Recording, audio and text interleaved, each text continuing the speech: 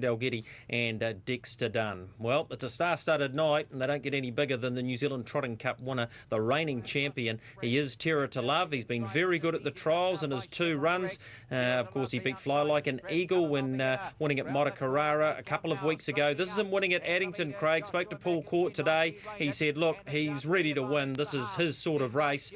He will have a little bit of improvement with him going to Auckland next week and on to the Cup the following week.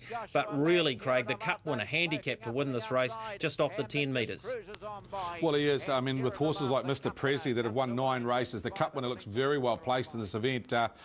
Dominant beating Josh O'Mac in that video, and I thought probably his best trial was against Fly Like an Eagle 2 weeks ago at Banks Peninsula. That was an outstanding performance to pick him up in the run home when he was probably well in need of the run. So he looks to come back very well. He's a $3 favourite, I think, for the Auckland Cup, Greg, in about 2 weeks' time. Number 8, Terror to Love. Standing start manners, still a little bit of a concern, but I think if he steps away quickly, he's the one to beat. In the small field, certainly a big advantage for him. So 8, Terror to Love on top. 6, Mr. Presley, racing super for David and Catherine Butt. Certainly got to have it in the mix. And I thought the Tim Butt trained on its way to the Auckland Cup, Marshish.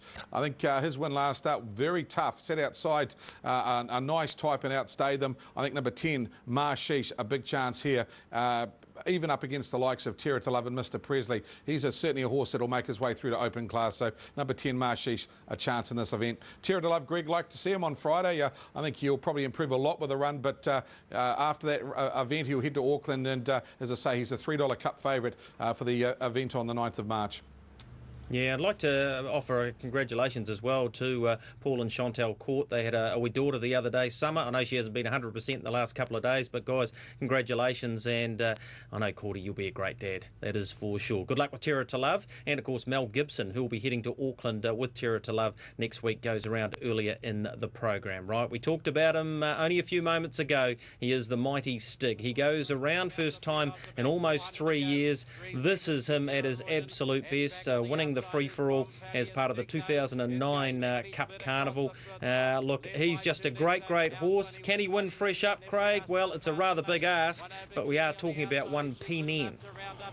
Well, he's a freakish trainer and a freakish horse, Greg, and that combination can do anything. It is a massive ask for a horse that hasn't raced for 2 years to step up against our very good trotters, but gee, I wouldn't write him off, Greg. I don't know if I could back him. I think I'd like to see him go around. I couldn't back him with any confidence on the back of no trials and workouts, but on class alone and on what he's shown in the past, you couldn't bet against him either. So 13, Stig for Paul Nairn and David Butt. Gee, I'd love to see him back in form, and I'd love to see him at the Road Cup Carnival. I think if he performs well, that's where they'll be hitting the 9-year-old by Armbrol Invasion. Dangers, clearly King Charlie's back in form, obviously suited to the beach training with Gavin Smith now. Very good winning last start in 3:22, Greg. I think he's got to be a chance. And Clover Dawn racing really well. Craig Thorney will pick up the drive this week.